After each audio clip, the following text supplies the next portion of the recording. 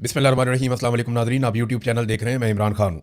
Nadreen, ये माहिदा एक बड़ी अच्छी चीज़ है, लेकिन कुछ लोग इसको लेकर एक डिवाइड पैदा कर रहे हैं जो सऊदी अरब, पाकिस्तान और तुर्की के बीच में माहिदा हुआ। पहले तो ये समझ लें कि अभी तक हम क्या जानते हैं और ये माहिदा है क्या।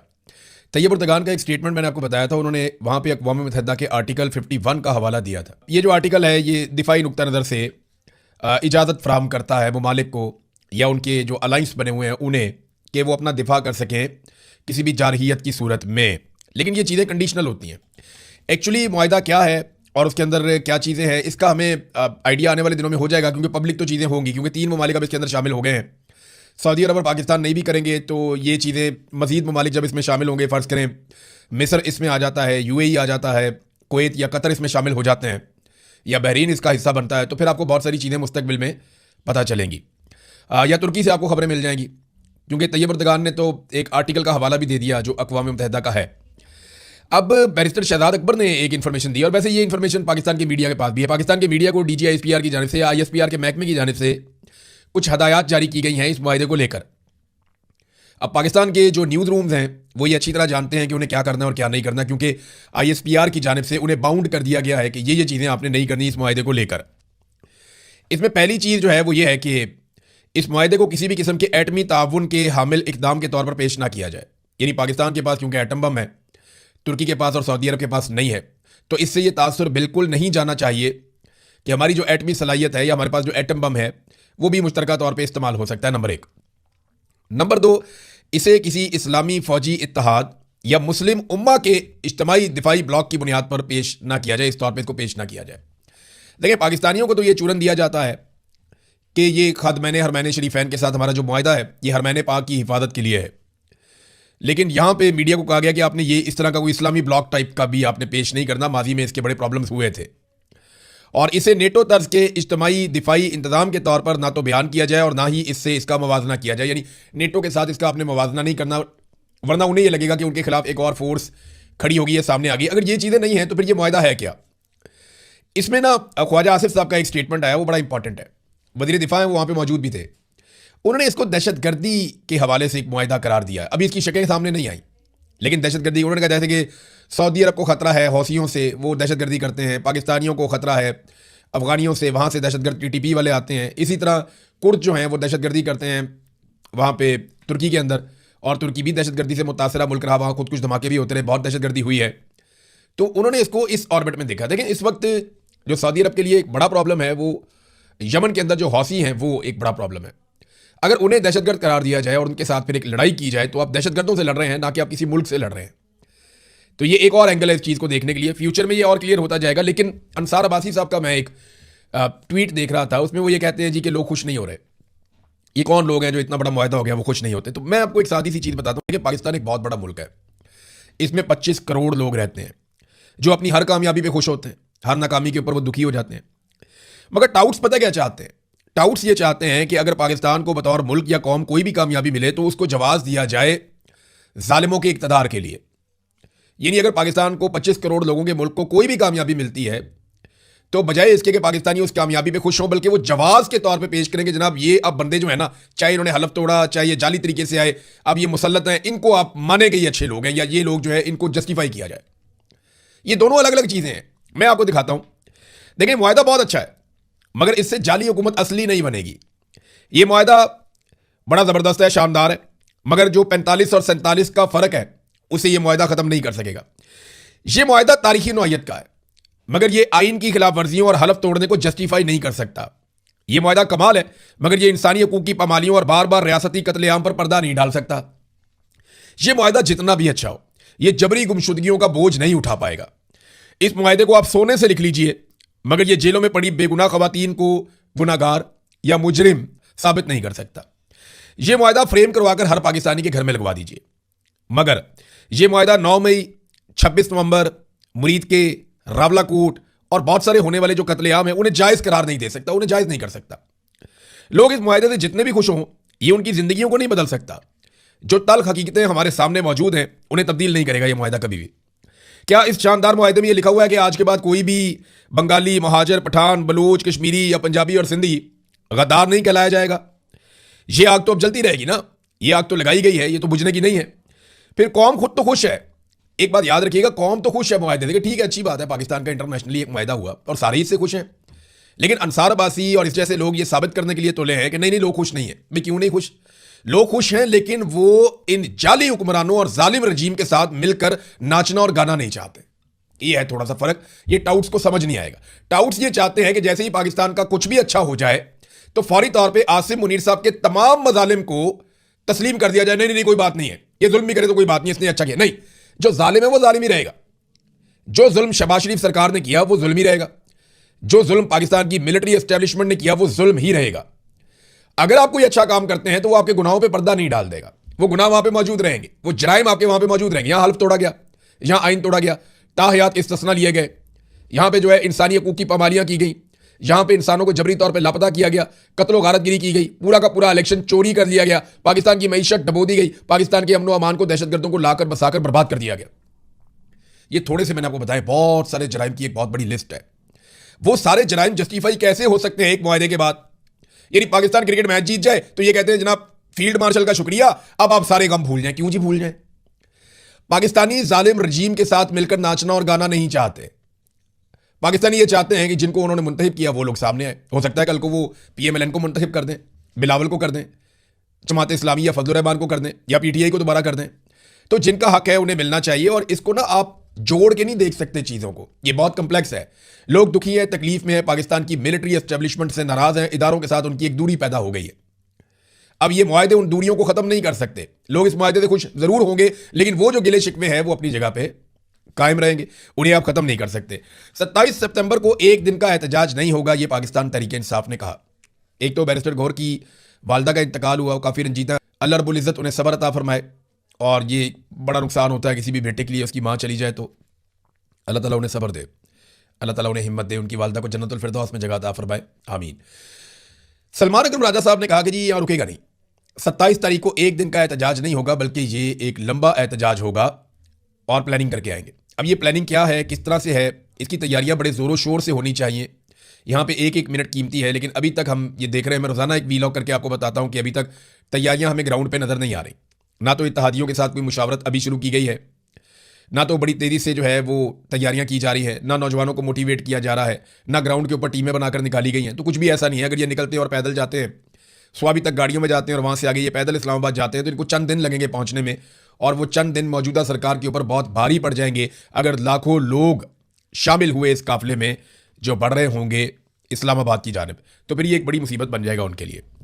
नाज़रीन, जैसे ये पता चला सरकार को कि अब यहाँ पे एहतजाज की तैयारियाँ हैं और पाकिस्तान तहरीक इंसाफ दोबारा निकलेगी, तो देखिए उनके पास कितना वक्त है। उनके पास बहुत वक्त है। उन्होंने फौरी तौर पर इस्लामाबाद रावलपिंडी से मुताल्लिक एक अहम तरीन बंदे को गिरफ्तार करने के लिए प्लान किया, और वो बंदा है आमिर मुगल।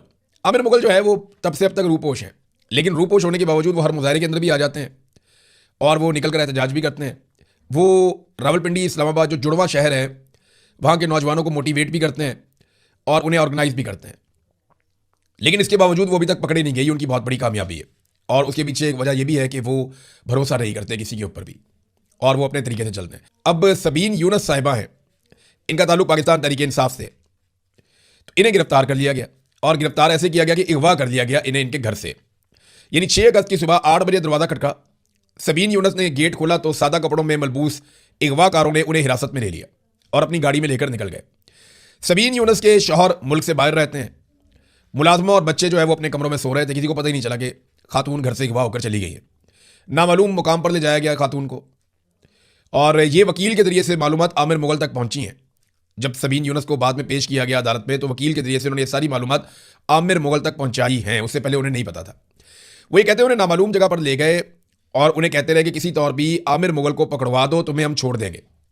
आमिर मुगल की किससे ज़्यादा दोस्ती है, किसके साथ सफ़र करता है, एहतजाज में कैसे आया, किसके साथ आया, किसके साथ वापस गया, किस किस पर वो ज़्यादा एतमाद करता है, किसके पास रुकता है, ये सब कुछ तुम हमें बता दो, हम तुम्हें छोड़ देंगे। वो कहते हैं 11 बजे जब बच्चे उठे तो बच्चों ने बार बार अपनी माँ को फ़ोन करना शुरू किया। तो अगवाकारों ने कहा कि अपने बच्चों से कहो कि एहतजाज की वजह से गिरफ्तारी का खतरा है, इसलिए मैं किसी रिश्तेदार के घर आ गई हूँ। शाम तक तकरीबन 3 बार सबीन यूनस ने आमिर मुगल को फ़ोन किया और उनसे पूछा कि सब खैरियत है, आप एहतजाज करके वापस निकल गए हैं, कोई मसला तो नहीं है, मैं बहुत परेशान हूँ, मुझे भी गिरफ्तार होने का खदशा है, तो मैं क्या करूँ।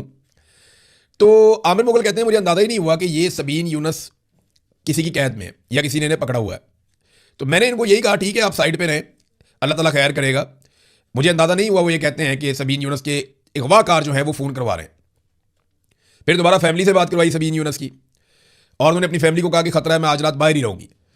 और फिर अगले दिन 3 बजे उन्हें इंसदाद दहशतगर्दी की अदालत में पेश कर दिया गया, जब आमिर मुगल को पकड़ने में पाकिस्तान के जो सपूत हैं वो कामयाब ना हो सके। अब उन्हें डाल दिया गया, जो F10 में कश्मीरियों के हक के लिए एक एहतजाजी मुजाहरा हुआ था उसमें डाल दिया गया। यानी आप अंदाज़ा करें कि एक इज्जतदार खातून है, उनके बच्चे हैं, उनका घर है, उन्हें आते हैं उनके दरवाजे से अगवा करके ले जाते हैं। फैमिली को कुछ पता नहीं कि घर की खातून दरवाजे से अगवा हो गई। और अगले दिन दोपहर 3 बजे तक, यानी अगले दिन सुबह 8 बजे जो है वो हो गए 24 घंटे, और उसके बाद आप 7 घंटे और डाल लें तो ये 31 घंटे तक एक खातून को जबरी तौर पे गुमशुदा रखा गया और उनसे कोशिश की गई कि वो किसी और को भी पकड़वा दें।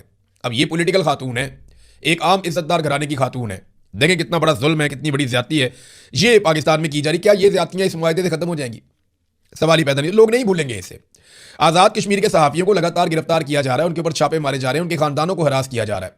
हमारे सैकड़ों सहाफ़ियों का ताल्लुक आज़ाद कश्मीर से है, उनमें बहुत सारे इस्लामाबाद में भी काम करते हैं। उनके ऊपर एक क्रैकडाउन किया जा रहा है कि आज़ाद कश्मीर में हमने किसी आवाज़ को छोड़ना ही नहीं है।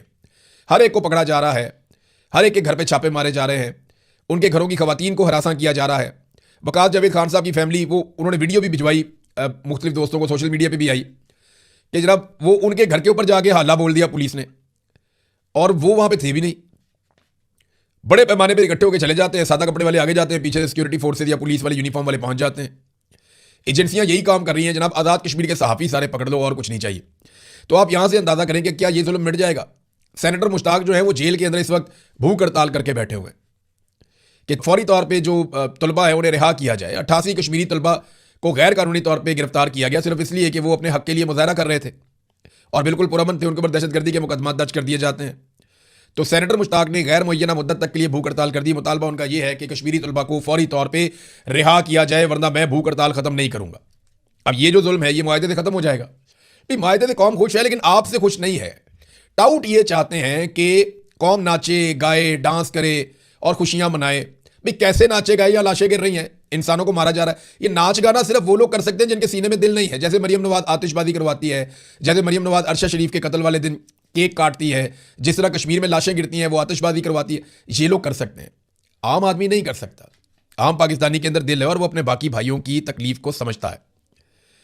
चेयरमैन नैब जो है नज़ीर भट्ट, ये लेफ्टिनेंट जनरल रिटायर नज़ीर भट्ट है, इन्होंने एक स्टेटमेंट जारी किया कि करप्शन के समंदर में मुझे फेंक दिया, मेरे हाथ तो खोलें। यानी अभी भी भट्ट साहब को लगता है उनके हाथ नहीं खुले हुए। भट्ट साहब के हाथ जो है ना वो सिर्फ पाकिस्तान तहरीके इंसाफ के लिए खुले कि बनाओ केसेस, पकड़ो किसी को, इधर से डालो उधर से डालो। इन्हें करप्शन मिली नहीं भट्ट साहब को। जो असल करप्ट जमाते हैं उन्हें लाकर बैठा दिया इक़्तिदार के अंदर, पीपल्स पार्टी और PMLN को और बाकियों को। अब उनको पकड़ने जाता है जब भट्ट साहब, तो वो उनको रोक दिया जाता है कि नहीं जाना, हाथ बांध दिए जाते हैं। देखिए ना, PTI के खिलाफ तो किसी के हाथ नहीं बंधे ना। एक कांस्टेबल भी जाए तो PTI के चेयरमैन को जाके चपेट मार सकता है। ये हम देखते हैं ना, एक कांस्टेबल भी चाहे तो जाके उनकी बहनों को घसीट सकता है, इमरान खान की। तो PTI के मामले में तो भट्ट साहब के हाथ नहीं बंधे हुए। भट्ट साहब के हाथ बंधे हुए उन पॉलिटिकल पार्टी या माफियाज के मामले में जो इस वक्त इक्तदार के झूले ले रहे हैं। तो एक तो इससे ये कंफर्मेशन हो गई कि नैब आजाद नहीं है। ये बिल्कुल कंफर्म हो गया कि नैब आज भी आजाद नहीं है, उसे मिलिट्री एस्टेब्लिशमेंट कंट्रोल कर रही है और अपने रिटायर्ड जनरल के जरिए कर रही है। नंबर 2 बात यह पता चल गई कि करप्शन तो बहुत है, करप्शन का समंदर है, लेकिन नैब को इजाजत नहीं है कि करप्ट लोगों पे वो हाथ डाले। अब ये कौन लोग हैं जिन पे हाथ नहीं डालना? या तो ये कोई मिलिट्री जनरल होंगे जिन पे हाथ नहीं डालना, या कोई बड़े बड़े ब्यूरोक्रेट होंगे जिन पे हाथ नहीं डालना, या कोई बाअसर सियासी शख्सियात जो इस वक्त हुकूमत में है और आसिम मुनीर साहब के साथ मिलकर काम कर रहे हैं, उन पे हाथ नहीं डालना। बाकी देखें PTI के लिए तो खुली छूट है, आप जब मर्जी हाथ डालें। देखिए ये एक बहुत बड़ा एतराफ़ जुर्म है जो जनरल रिटायर नज़ीर भट्ट ने किया है नैब के हवाले से, कि नैब के पास कोई इख्तियार नहीं है। नाज़रीन, एक हड़ताल हुई पाकिस्तान में और ये बड़ी खबर है, मैं आपके साथ शेयर कर देता हूँ। पाकिस्तान गुड ट्रांसपोर्ट अलायंस की जानिब से गैर मुअय्यना मुद्दत तक के लिए हड़ताल का ऐलान कर दिया गया। उन्होंने कहा जी अभी हम गाड़ियाँ साइड पर खड़ी कर रहे हैं, अगर हमें डराने और धमकाने की कोशिश की गई तो गाड़ियाँ हम सड़कों के बीच में खड़ी कर देंगे। ये मलिक शहजाद ऐवान ने प्रेस कॉन्फ्रेंस की है, जो सदर हैं पाकिस्तान गुड्स ट्रांसपोर्ट अलायंस के। अच्छा, इनके जो पेट्रोल पंप मालिकान हैं उन्होंने भी इनका साथ दिया। नाज़रीन, एक और खबर मैं आपको देता हूँ। पंजाब में बहुत ये डंका बजाते हैं ना, पंजाब ने ये कर दिया वो कर दिया। एक तो ये सारे मनसूबे उस्मान बुज़दार के हैं या परवेज़ इलाही के हैं, जिनके ऊपर आकर मरियम नवाज़ अपनी तख्ती लगाकर जाती हैं। वो जितने आइडियाज़ थे वो उनके थे, और जो मनसूबे हैं उनकी सिर्फ नाम तब्दील करते हैं, वो मरियम नवाज़ अपने नाम से रख लेती है। कोई मंसूबा इन्होंने ऐसा नहीं लगाया। एक इनका अपना कारनामा है जिसको आप कहते हैं सुथरा पंजाब। सिर्फ एक ही काम इन्होंने किया, और सुथरा पंजाब में जो मुलाजमीन खुदकुशियां कर रहे हैं, जिस तरह वो बेचारे रोते पिटते हैं, हर चौथे दिन वो एहतजाज करते हैं, जितनी बड़ी करप्शन उस मनसूबे में हुई, वो एक ही मनसूबा लेकर आए और वही मनसूबा करप्शन से लुथड़ा हुआ निकला। अब पंजाब हुकूमत के पास फंड्स की कमी है। मेट्रो बसेस चलाने वाली कंपनी को फ्यूल फंड्स की अदम फराहमी हो रही है, यानी उन्हें फ्यूल फंड्स ही नहीं दिए जा रहे। निजी कंपनी ने ये एक लेटर जारी कर दिया, VEDA वेडा कंपनी का नाम है।